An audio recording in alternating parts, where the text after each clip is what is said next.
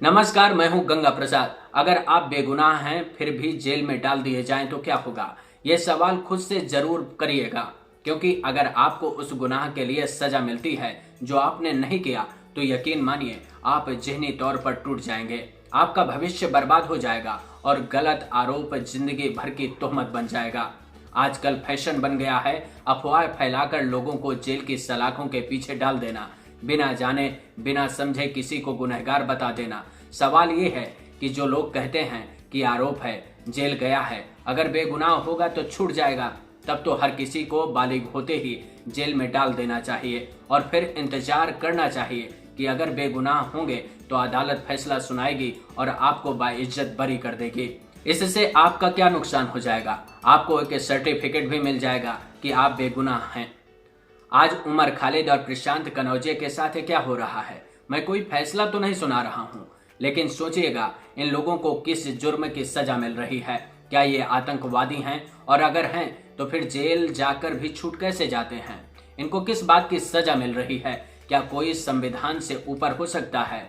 कोई किसी के ऊपर लांछन लगा देगा तो क्या उसके मौलिक अधिकारों का हनन हो जाता है? और ये बात है तो फिर उस व्यक्ति के भी तो मौलिक अधिकार हैं जिस पर आरोप है, और अगर उस पर लगे आरोप सिद्ध नहीं होते तो क्या उसके मौलिक अधिकारों का हनन जो किया गया उसकी भरपाई कर पाएंगे? वैसे बहुत से लोगों को लगता है कि जहां आग होती है वहीं से धुआं उठता है, लेकिन आज का सच कुछ और है। आग और धुआं आप जब चाहें अपने कंप्यूटर और मोबाइल फोन के अंदर घुसकर लगा सकते हैं, लेकिन सच तो ये है कि आज बहुसंख्यक लोगों के दिमाग में नफरत भरी हुई है। वो किसी एक समुदाय विशेष के प्रति ज्यादा है।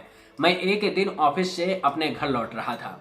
उस गाड़ी को चलाने वाले से बातचीत होने लगी। उससे ये तो नहीं पता था कि दिल्ली में कानून व्यवस्था कौन संभालता है, लेकिन इस बात की चिंता थी कि दिल्ली में केजरीवाल सरकार है, इसलिए कानून व्यवस्था बिगड़ी है। बात आगे बढ़ी तो उसने दिल्ली दंगों का जिक्र कर दिया और फिर केजरीवाल पर आरोप लगा दिया कि मुसलमानों को सपोर्ट करता है, इसलिए हम हिंदुत्व को बचाने के लिए मोदी और योगी के साथ खड़े हैं। मतलब साफ है कि अगर आप मुसलमान हैं, पढ़े लिखे हैं, सवाल और जवाब करते हैं, तो फिर आपके साथ बहुसंख्यक खड़ा नहीं है, क्योंकि उसको इससे लेना देना नहीं है कि आपने क्या कहा, क्या पढ़ा और किस बात का विरोध कर रहे हैं, क्योंकि इससे पहले वो धर्म देखकर ये तय कर लेता है कि जो सरकार कह रही है वही सच है। कल कोर्ट क्या फैसला सुनाएगी उसे पढ़ लिया तो ठीक है, नहीं तो आतंकवादी होने का परसेप्शन तो पहले ही सबने बना लिया है। इस देश का आज का सच तो ये है कि पढ़े लिखे लोग कुछ कमाते नहीं हैं और मुसलमान तो आतंकवादी होते ही हैं। हार्ड वर्क ने ऐसा दबोचा है कि लोगों ने किताबें छोड़कर पिस्तौलें उठा ली हैं और बेरोजगारी की जगह अब गोली मारो के नारे लगने लगे हैं। अब तो आप भी सोच रहे होंगे कि देश बदल रहा है, क्योंकि किसी को कभी भी मार दिया जाएगा, किसी को कभी भी किसी भी आरोप में उठा लिया जाएगा, और अगर जनता ने फैसला सुना दिया तो समझिए कानपुर वाले विकास दुबे जैसा हाल भी हो सकता है। इसमें चौंकने की बात नहीं है, क्योंकि अदालतों के फैसलों से ज्यादा सरकारों को अपने वोट बैंक की चिंता होती है। जैसा परसेप्शन जनता और मीडिया बनाएगी वैसा सरकारें करेंगी। फिर लोगों को ऐसा क्यों लगता है कि देश में कानून अपना काम कर रहा है, और अगर करता है तो फिर विकास दुबे और उसके साथियों जैसा हाल किसी का भी हो सकता है। लेकिन सरकार और जनता का विश्वास हर एक एनकाउंटर में एक जैसा नहीं है। आपको याद होगा लखनऊ में विवेक तिवारी की हत्या हुई थी। पहले पुलिस ने एनकाउंटर बताने की कोशिश की, लेकिन मीडिया और लोगों का दबाव बढ़ा तो फिर फर्जी एनकाउंटर पर बात आकर रुक गई। दूसरा केस झांसी के पुष्पेंद्र यादव का है, उसका भी एनकाउंटर हुआ। परिजनों ने आरोप लगाया कि फर्जी एनकाउंटर किया गया, लेकिन सरकार ने कह दिया कि फर्जी नहीं, असली गुनहगार था, इसलिए मार दिया। तो क्या गुनाह किया? डॉक्टर कफील का मामला याद होगा, और इसी केस से उमर खालिद की गिरफ्तारी और फिर उसके रिहा होने की तस्वीर साफ होगी। डॉक्टर कफील पर क्या चार्ज थे ये शायद आप अब तक भूल गए होंगे, क्योंकि आप सबको कानून पर भरोसा है। इसी भरोसे का नाम डॉक्टर कफील खान है, जिनको योगी सरकार ने 8 महीने तक जेल में सड़ाया। और आरोप क्या था? आरोप था कि डॉक्टर कफील खान ने 12 दिसंबर 2019 को अलीगढ़ मुस्लिम यूनिवर्सिटी में सीएए और एनआरसी के खिलाफ भड़काऊ भाषण दिए, और इसी आरोप में 29 जनवरी को गिरफ्तार किया गया। पता है कि उन पर कौन कौन सी धाराएं लगाई गई थी? पहले धार्मिक भावनाएं भड़काने के आरोप में 153A में एफआईआर दर्ज की गई। इसके बाद 153B यानी कि राष्ट्रीय एकता के खिलाफ बयानबाजी करने का आरोप लगा दिया गया। धारा 109 यानी कि भीड़ को उकसाने का आरोप लगाया गया और 502(2) यानी कि शांति व्यवस्था बिगाड़ने का चार्ज लगा दिया गया। इसके बाद 13 फरवरी को डॉक्टर कफील पर रासुका लगा दिया जाता है। इसके तहत किसी भी व्यक्ति को 12 महीने तक जेल में बंद रखा जा सकता है। वो कैसे, समझिए। रासुका के तहत किसी को 3 महीने से ज्यादा समय तक जेल में नहीं रखा जा सकता और अगर सरकार को लगता है कि इस समय सीमा को बढ़ाने की जरूरत है तो फिर सलाहकार बोर्ड की सहमति लेनी पड़ती है। मतलब ये है कि किसी भी व्यक्ति को 1 साल तक जेल में डालकर रखा जा सकता है अगर सरकार ने चाह लिया तो। और इस बीच उन लोगों की सांसें नहीं फूलेंगी जो कहते हैं कि अगर दोषी नहीं होगा तो छूट ही जाएगा। लेकिन एक पल के लिए सोचिए कि उसके माँ बाप, भाई बहन और नाते रिश्तेदारों के दिलों की खलबलाहट को कोई महसूस कर सकता है क्या? जितनी चैन की नींद आपको आती होगी क्या उनको भी आती होगी?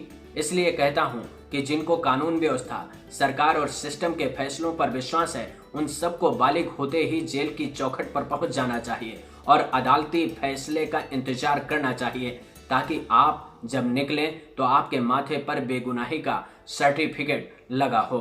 जैसे हाईकोर्ट ने डॉक्टर कफील खान के ऊपर लगे आरोपों को खारिज कर दिया और जिला प्रशासन को फटकार लगाई और कह दिया कि पूरे भाषण को सुने बिना ही रासुका लगा दिया गया। यह किसकी नाकाबिलियत थी?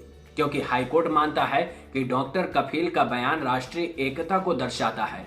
बात यह नहीं है कि उमर खालिद के साथ क्या होगा, दोषी होगा या नहीं होगा। लेकिन सोचिए, अगर कोर्ट ने डॉक्टर कफील खान जैसा ही फैसला सुनाया तो प्रशासन और सरकार क्या करेगी? क्या खालिद के खिलाफ फैसले लेने वाले चुल्लू भर पानी में डूबकर मर जाएंगे? क्योंकि बीता हुआ समय तो वापस दिला नहीं पाएंगे, जो जेल की 4 दीवारी के अंदर बर्बाद हो जाएंगे।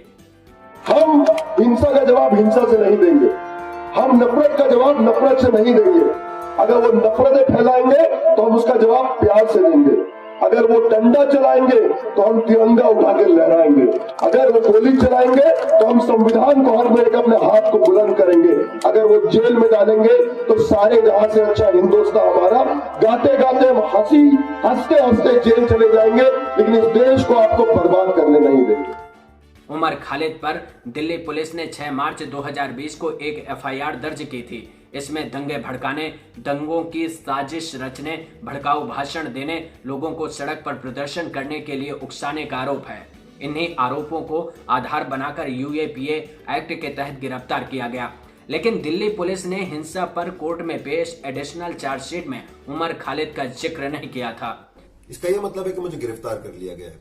इस वीडियो के जरिए मैं आपको एक संदेश देना चाहता हूं। दिल्ली दंगों के जो दिल्ली पुलिस की कार्रवाई है उसमें वो दंगाइयों को नहीं पकड़ रहे, जिन्होंने खुलेआम दंगा किया, दंगा भड़काया, पुलिस की मौजूदगी में भड़काया, टीवी कैमरा के सामने भड़काया। हम सबने देखा। उन पे एफआईआर तो दूर की बात, उनको एक बार दिल्ली पुलिस पूछताछ के लिए भी नहीं बुला रही है। वहीं दूसरी तरफ जो सरकार के आलोचक हैं, जो सरकार की नीतियों का और खासतौर से सीए कानून का विरोध कर रहे थे, एनआरसी का विरोध कर रहे थे, उनको झूठे मुकदमों में फंसाया जा रहा है। कोई सबूत नहीं है उनके पास। कई सारे छात्र नौजवानों को गिरफ्तार कर लिया है। ऐसे में सवाल है कि अगर दिल्ली हिंसा में सिर्फ किसी ने नाम ले लिया तो क्या इसलिए यूएपीए एक्ट लगाया जा सकता है? क्या ये यूएपीए एक्ट का बेजा इस्तेमाल नहीं है? हमने इमरजेंसी के बारे में सुना था और पढ़ा भी है। उस दौर का एक नाम तो है जो बदनाम है, लेकिन आज एक नई तरह की इमरजेंसी है जो थोड़ा स्लो मोशन में चल रही है। हर आवाज जेल में जाएगी, एक साथ नहीं, एक एक करके जाएगी। अगर किसी को इस बात पर भरोसा है कि हमारे साथ ऐसा नहीं होगा तो वो दिन भी आएगा, आपके साथ भी होगा, क्योंकि आपका भी गला एक दिन घोंटा जाएगा। तब दूसरे तमाशा देखेंगे जैसे आप लोकतंत्र का ढोल पीटकर तमाशा देख रहे हैं। बहरहाल एक राहत भरी खबर है कि प्रशांत कनौजिया को हाई कोर्ट से राहत मिल गई है, जिसकी जानकारी उनकी पत्नी जगीशा अरोड़ा ने अपने ट्विटर हैंडल से दी है। उन्होंने लिखा है, प्रशांत को हाई कोर्ट से जमानत मिल गई। मेरा न्यायपालिका और बाबा साहब के संविधान पर विश्वास रंग लाया। मैं सभी लोगों का शुक्रिया अदा करना चाहती हूँ जो मेरी लड़ाई में मेरे साथ बने रहे।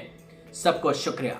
प्रशांत के खिलाफ 17 अगस्त को हजरतगंज थाने के एक पुलिसकर्मी ने एफआईआर दर्ज कराई थी।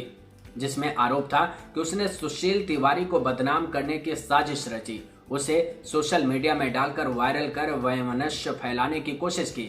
इससे पहले भी इसी थाने में एक एफआईआर प्रशांत के खिलाफ दर्ज हुई थी। आरोप था कि योगी आदित्यनाथ के खिलाफ विवादित पोस्ट किया और उनकी छवि खराब करने की कोशिश की। कुछ लोगों को सार्वजनिक जीवन में अपनी छवि की बड़ी चिंता है। वो कहते हैं कि हम तो जनता के सेवक हैं, फिर भी जनता से ही बदला लेने लगते हैं। जनता के सेवक को इस बात की चिंता होनी चाहिए क्या कि उसके खिलाफ कौन है, या फिर इस बात की चिंता ज्यादा होनी चाहिए कि उनके देश में कितने लोग भूखे पेट सोते हैं। किसी का सवाल करना इतना बुरा क्यों लगता है? जब आप कहते हो कि हम जनता के सेवक हैं, तो फिर सवाल और आरोप सार्वजनिक जीवन में उससे ज्यादा मायने रखते हैं क्या? ये तब हो रहा है जब आपके ही देश में 20 करोड़ से ज्यादा लोग भूखे होते हैं। आप स्वयं कहते हैं कि 80 करोड़ लोगों को हम खाना खिलाते हैं। सोचिएगा कभी, जनता आपको देश और प्रदेश की बागडोर इसलिए नहीं सौंपती है कि आप अपने ही लोगों के खिलाफ खड़े हो जाएंगे और सीधी चुनौती जनता को देने लगेंगे। अब इंतजार है उस फैसले का जिस दिन कोर्ट सुनाएगा और बताएगा कि खालिद का क्या जुर्म था और उसे क्यों सलाखों के पीछे रखा गया था। ये भी बताएगा कि उसका गुनाह था भी या नहीं, या फिर उस सरकारी सिस्टम की लाचारगी का वो शिकार हो गया जो अपने गुलामों के आगे नतमस्तक होकर बेगुनाह को गुनहगार बना दिया। इस वीडियो में इतना ही, लेकिन वीडियो को लाइक करना और चैनल को सब्सक्राइब करना मत भूलिएगा। इस पर अपने विचार शेयर करेंगे तो हमको भी अच्छा लगेगा। इसके साथ ही मैं अपने सभी वीडियो टेलीग्राम में डालता रहता हूं, तो चैनल को ज्वाइन कर लेंगे तो मेरे हर वीडियो का नोटिफिकेशन आपको मिलता रहेगा। नमस्कार।